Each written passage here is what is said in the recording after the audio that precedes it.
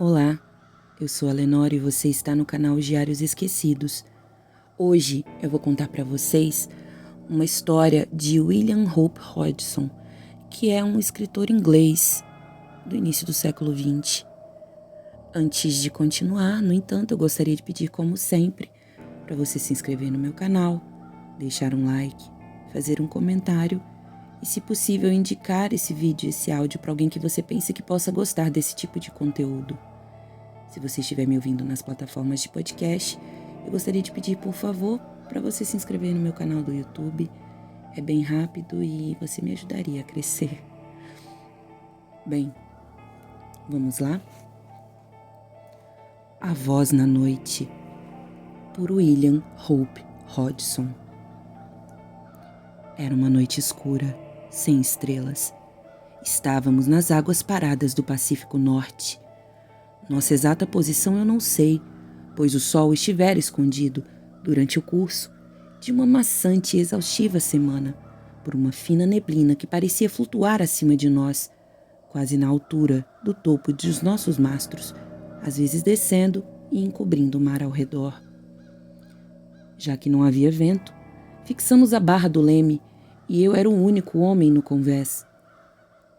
A tripulação, consistindo em 2 homens e um garoto, estava dormindo em suas cabines, enquanto eu, meu amigo e capitão de nossa pequena embarcação, estava na parte traseira em seu beliche, a bom bordo do barco, em seu pequeno abrigo. De repente, vindo da escuridão ao redor, veio uma saudação. O da escuna. O chamado foi tão inesperado que não respondi de imediato, devido à minha surpresa. Ela veio novamente. Uma voz curiosamente gutural e inumana, chamando de algum lugar no distante e escuro mar da nossa lateral, a bom bordo. O da escuna. Olá, bradei, recuperando meu espírito ligeiramente. O que é você? O que você quer? Não precisa ter medo, respondeu a estranha voz, provavelmente notando algum traço de confusão em meu tom. Sou apenas um velho homem. A pausa soou estranha, mas só mais tarde pareceu ter algum significado para mim. Por que não atraca, então? Indaguei, um tanto mal-humorado, pois não gostei de ele ter percebido minha agitação. Eu não posso. Não seria seguro. A voz cessou e fez-se o silêncio. O que quer dizer? Perguntei, ficando ainda mais atônito. O que não é seguro? Onde você está? Eu prestei atenção por um momento, mas não veio nenhuma resposta. Então, uma súbita e indefinida suspeita, eu não sabia de quê, veio a mim. Apressei-me até a bitácora e peguei a lâmpada acesa. Ao mesmo tempo, bati com o calcanhar no convés para acordar o Will. Então, voltei para a lateral, lançando o funil de luz para dentro da imensidão além da nossa amurada. Quando fiz, ouvi um ligeiro grito abafado, e então o som de uma pancada na água, como se alguém tivesse mergulhado remos bruscamente. No entanto, não posso dizer com certeza que vi alguma coisa, salvo que pareceu para mim, com o primeiro feixe de luz, que ali havia algo acima das águas, onde agora não havia nada. Olá, chamei. Que tipo de brincadeira é essa? Mas chegaram apenas sons indistintos de um barco sendo tragado para dentro da noite. Então, ouvi a voz do Will vindo da escotilha posterior. O que está acontecendo, George? Vem aqui, Will, eu disse. O que é isso? Perguntou ele, cruzando o convés. Contei a ele a coisa inusitada que havia ocorrido. Ele fez diversas perguntas. Então, após um momento de silêncio, ele levantou as mãos aos lábios e chamou. O do barco! De uma longa distância, veio a nós uma fraca réplica e meu colega repetiu seu chamado. Logo após um curto período de silêncio, o som abafado de remos foi se intensificando, ao qual Will chamou de novo. Desta vez, Houve uma resposta. Guarde a luz. Uma ova que eu vou, murmurei. Mas Will mandou-me fazer como a voz pedira, e eu a coloquei debaixo do baluarte. Chegue mais perto, disse ele, e as remadas continuaram. Então, quando aparentemente já estava a algumas braçadas de distância, eles pararam novamente. Venha para o lado do barco, exclamou Will. Não há nada o que temer aqui, a bordo. Prometa que você não irá mostrar a luz? O que há com você? Explodi. Que está tão infernalmente com medo de luz? Porque a voz começou e parou repentinamente.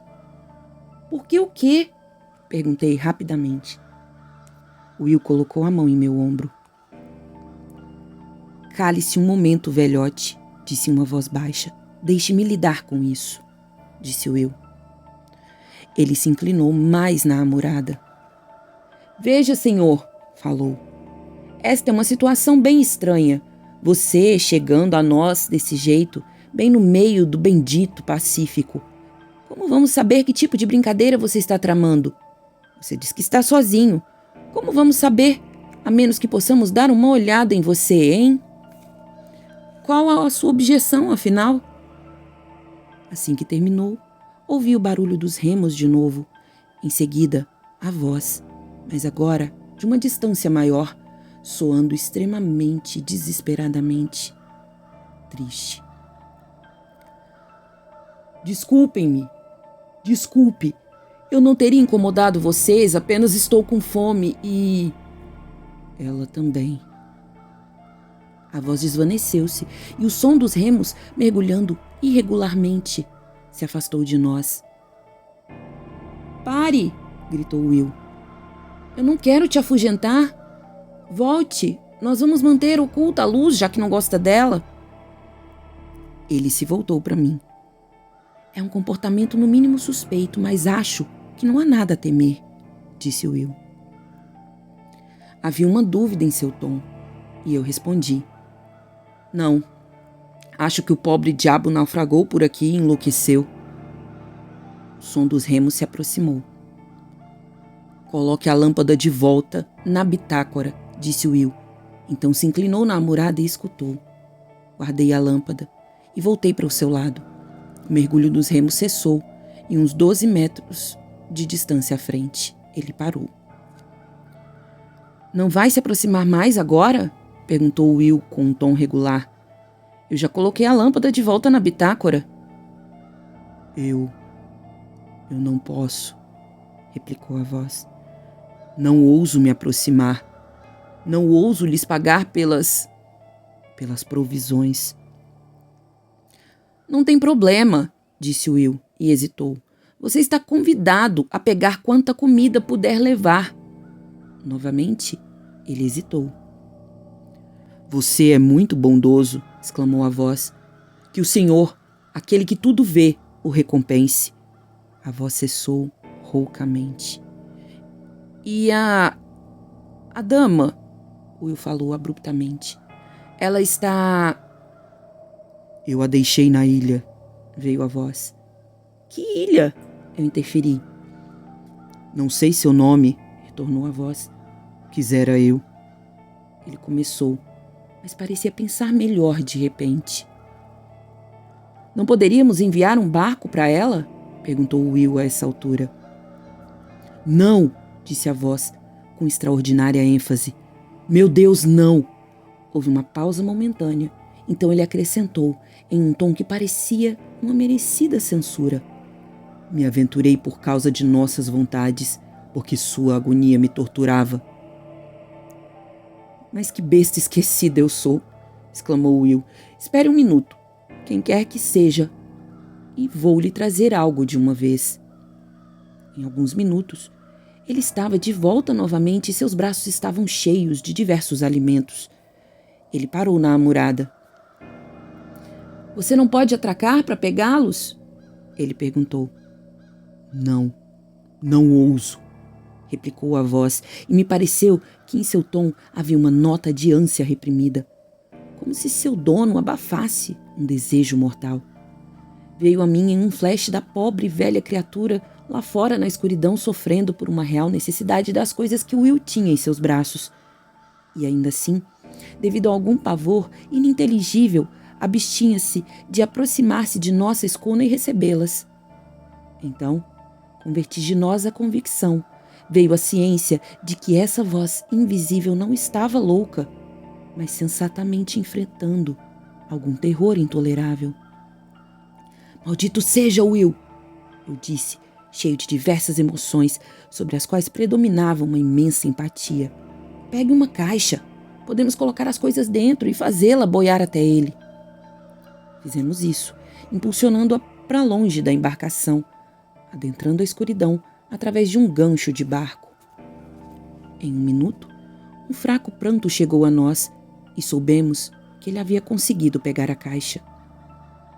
Um pouco depois, ele gritou um adeus para nós, além de uma bênção tão grata que tenho certeza de que éramos pessoas melhores por isso.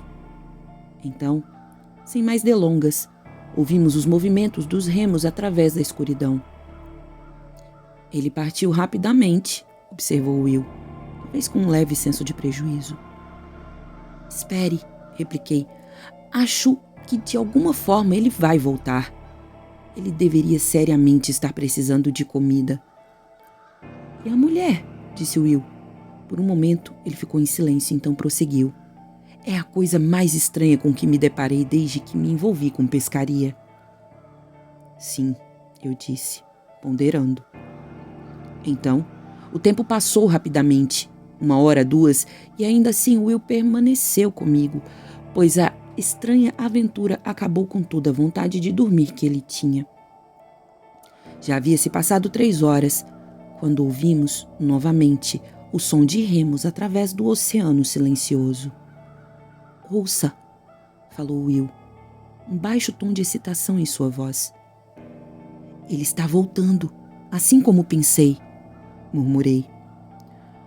O mergulho dos remos foi se aproximando e eu notei que as braçadas estavam mais firmes e mais longas. Era de comida que ele precisava.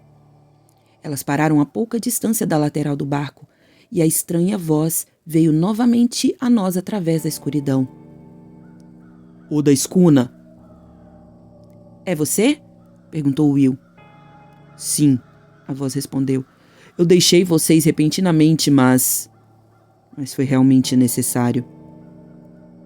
A mulher? Questionou Will. A mulher está grata agora, em terra firme. Em breve, ela ficará mais grata no céu. Will tentou dar uma resposta em uma voz intrigada, mas ficou confuso e silenciou. Eu não falei nada. Fiquei pensando nas curiosas pausas e, independentemente da minha imaginação, eu estava cheio de solidariedade. A voz continuou.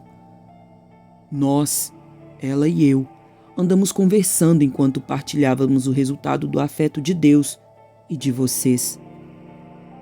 Will quase se interpôs, mas hesitou. Suplico-lhe que não menospreze seu feito de caridade cristã essa noite, disse a voz.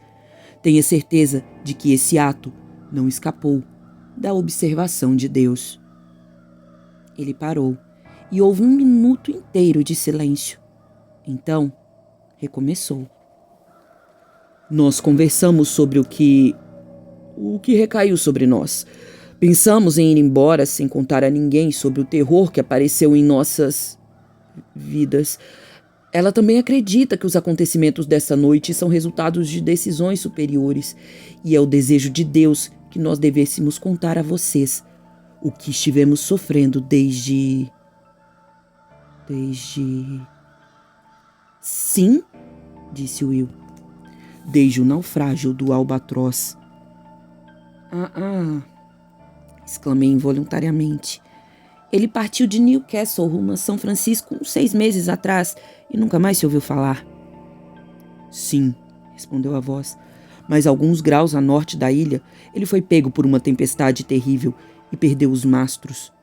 Quando amanheceu, descobriu-se que estava seriamente perfurado e em seguida, chegando à calmaria, os marinheiros pegaram os botes, deixando uma jovem dama, minha noiva, e eu sobre os destroços do naufrágio.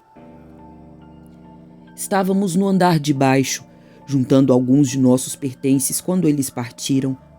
Eles foram completamente indiferentes devido ao medo, e quando subimos ao convés, ouvimos apenas como pequenas formas à distância no horizonte. Contudo, não nos desesperamos, mas começamos a trabalhar e construímos uma pequena jangada. Sobre ela, colocamos algumas coisas que poderíamos carregar, incluindo uma quantidade de água e alguns biscoitos do navio. Então, tendo a embarcação afundado na água, subimos na jangada e partimos. Foi depois que observei que parecíamos estar no caminho de alguma maré ou corrente, a qual nos carregou do navio na diagonal. Então, naquele decurso de 3 horas, de acordo com meu relógio, sua carcaça estava completamente invisível aos nossos olhos, seus mastros quebrados, permanecendo à vista por apenas período um pouco mais além. Então, perto do fim da tarde, ficou nublado e permaneceu assim durante a noite. No dia seguinte, ainda estávamos rodeados pela névoa e o tempo continuou calmo. Por 4 dias ficamos à deriva através dessa estranha neblina, até que na noite do 4º dia chegou aos nossos ouvidos o sussurro de ondas quebrando a distância. Gradualmente, o som foi ficando mais evidente e, um pouco depois da meia-noite, parecia soar muito próximo de todos os lados. A jangada se elevou acima de uma onda diversas vezes. Então, quando estávamos nas águas calmas, o som da arrebentação ficou para trás. Quando amanheceu, descobrimos que estávamos em uma espécie de grande lago, mas reparamos um pouco nisso no momento. Perto de nós, através da bruma envolvente, surgiu o casco de um grande veleiro. Ao mesmo tempo, caímos sobre nossos joelhos e agradecemos a Deus, pois pensávamos que não haveria fim para os riscos que passávamos. Tínhamos muito o que descobrir.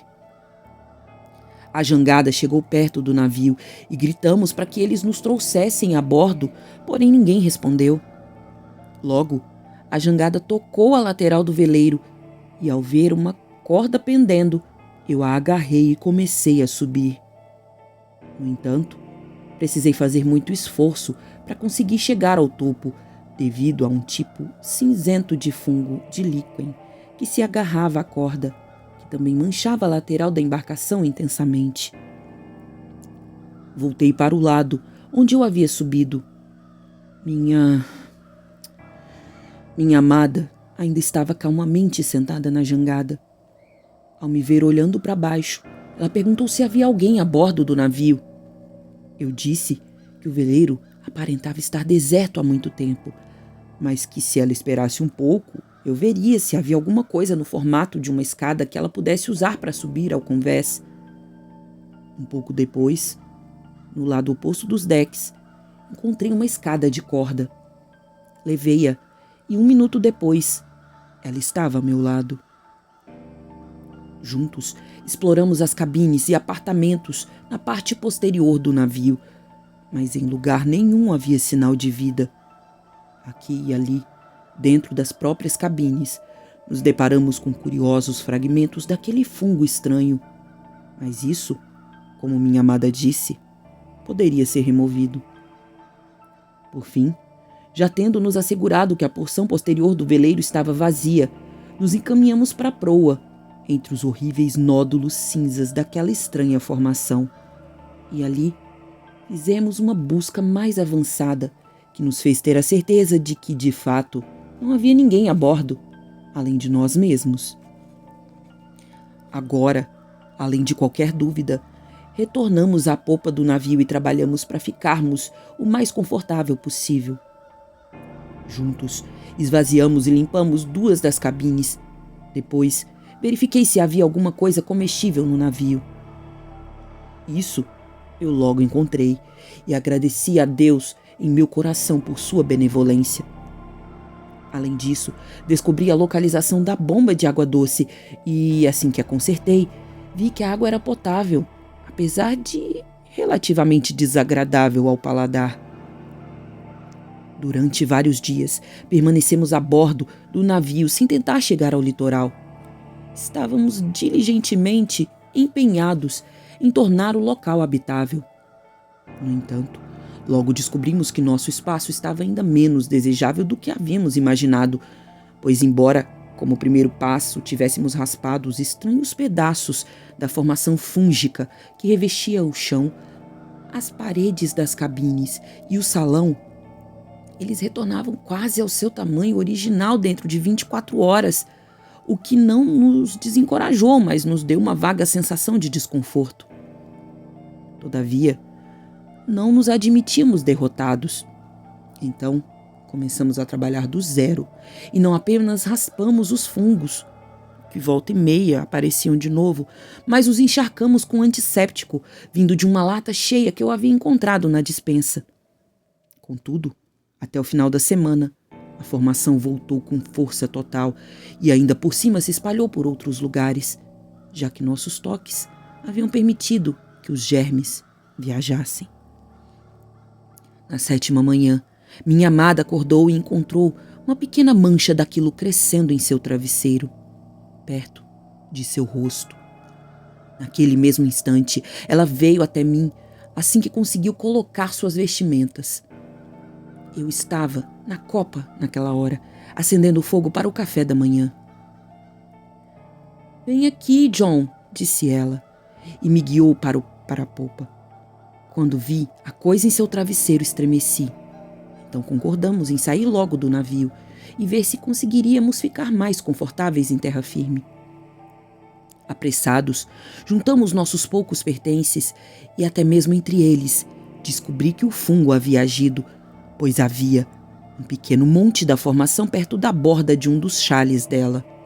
Eu joguei tudo no mar, sem dirigir-lhe uma palavra. A jangada ainda estava ao lado, mas muito irregular para ser guiada, então baixei um pequeno bote que estava pendurado na popa, e dessa forma fizemos nosso caminho até a costa. Ainda assim, conforme nos aproximávamos, percebemos pouco a pouco que ali o repugnante fungo, o mesmo que havia nos expulsado do navio, crescia desordenadamente. Em alguns lugares, ele ascendia em horríveis e fantásticos montes que pareciam quase vibrar, como se tivessem vida, quando o vento soprava através deles. Em alguns lugares, ele tomava a forma de grandes dedos. Em outros, ele apenas se espalhava horizontalmente, de forma macia e traiçoeira. Em locais mais estranhos, ele tinha a aparência de grotescas árvores atrofiadas, que pareciam extraordinariamente sulcadas e retorcidas, contudo, estremecendo algumas vezes de maneira vil. A princípio, tinha-se a impressão de que não havia uma única porção do litoral ao redor que parecesse não estar escondido por trás do medonho líquen. Ainda assim, descobri que estávamos enganados. Algum tempo depois, observando a costa ao longo da praia a curta distância, descobrimos um caminho suave e branco que parecia ser de areia fina. E lá desembarcamos. Não era areia. O que era? Eu não sei. Tudo o que observei era que, sobre aquilo, o fungo não crescia, enquanto em todos os outros lugares, salvo o caminho percorrido dessa pseudo-areia, em meio à desolação cinza do líquen, não havia nada além daquele asqueroso gris fúngico. É difícil fazer vocês entenderem o quão alegre estávamos ao achar um lugar que estivesse inteiramente livre daquela proliferação. E ali nós depositamos nossos pertences. Então, voltamos ao barco para pegarmos as coisas que nos pareciam necessárias. Entre outras, consegui trazer comigo, para a terra firme, uma das velas do navio, com a qual construí 2 pequenas tendas que, apesar de excessivamente desbastadas, serviram ao propósito que intencionavam. Nelas, nós vivemos e armazenamos várias provisões. E desse modo, por umas 4 semanas, tudo ocorreu tranquilamente e sem nenhuma infelicidade em particular. Na verdade, posso dizer com muita felicidade, pois estávamos juntos. Foi no polegar da mão esquerda dela que a proliferação apareceu pela primeira vez. Era apenas um pequeno ponto circular, mas como uma pequena pinta cinza. Meu Deus, como o medo palpitou em meu coração quando ela me mostrou o local. Nós o limpamos, lavando com antisséptico e água. Na manhã do dia seguinte, ela me mostrou sua mão de novo. A coisa verrugosa cinza havia voltado. Por alguns momentos, nos entreolhamos em silêncio. Então, ainda calados, começamos a removê-lo de novo. No meio da operação, ela falou repentinamente: "O que é isso do lado do seu rosto, querido?" Sua voz estava nitidamente ansiosa. Eu passei minha mão por cima para sentir. "Aí, abaixo do cabelo, perto da sua orelha, um pouco mais para frente." Meu dedo repousou sobre o lugar. E então eu descobri. "Deixe-nos terminar o seu primeiro", eu disse. Ela cedeu, apenas porque estava com medo demais para me tocar até que estivesse limpo. Terminei de lavar e desinfetar seu dedão. Então, ela virou-se para o meu rosto. Depois que estava terminado, nós nos sentamos juntos e conversamos um pouco sobre muitas coisas, pois terríveis pensamentos haviam chegado em nossas vidas repentinamente. Estávamos, de repente, com medo de algo pior que a morte.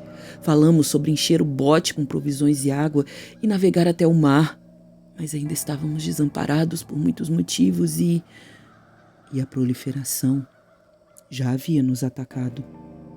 Decidimos ficar. Deus faria conosco o que fosse sua vontade.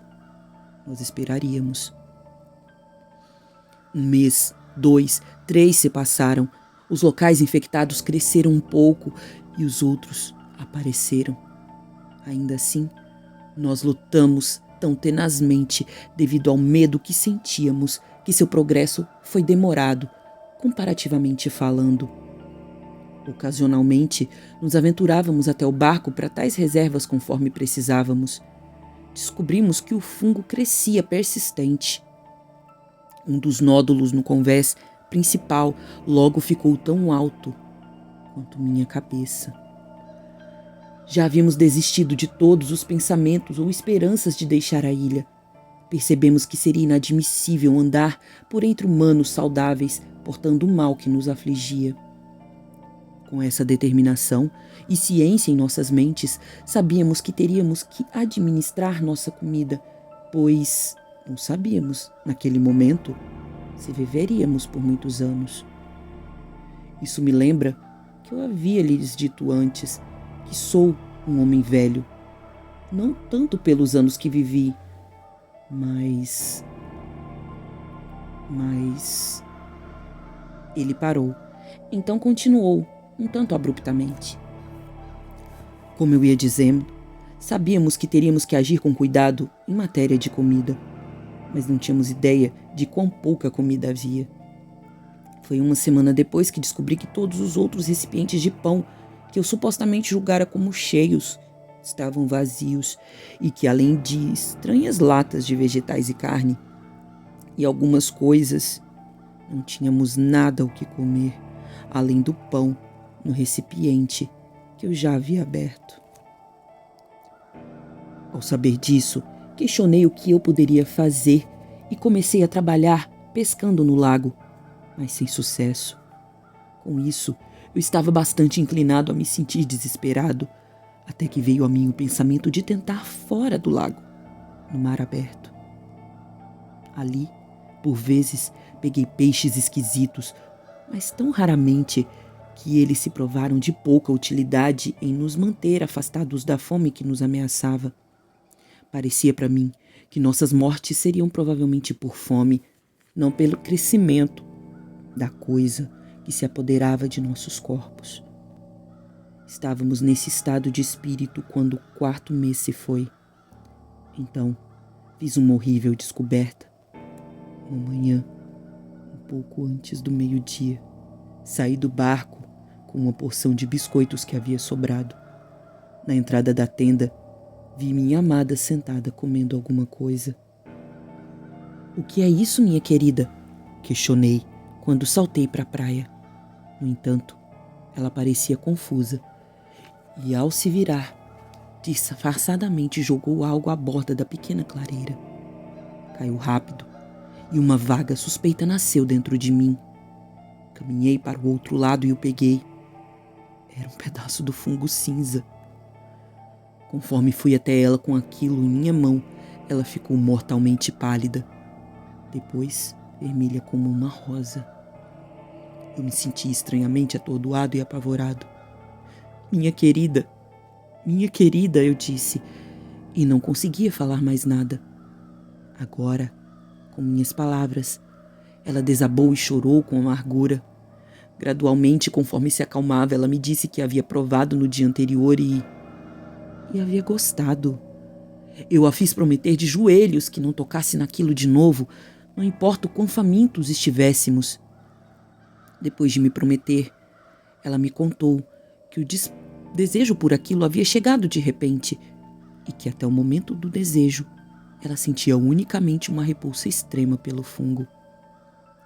Mais tarde, naquele dia, sentindo-me estranhamente inquieto e muito abalado com a descoberta que havia feito, caminhei através de uma das vias retorcidas, formadas pela substância parecida com areia, que atravessara a cultura fungoide.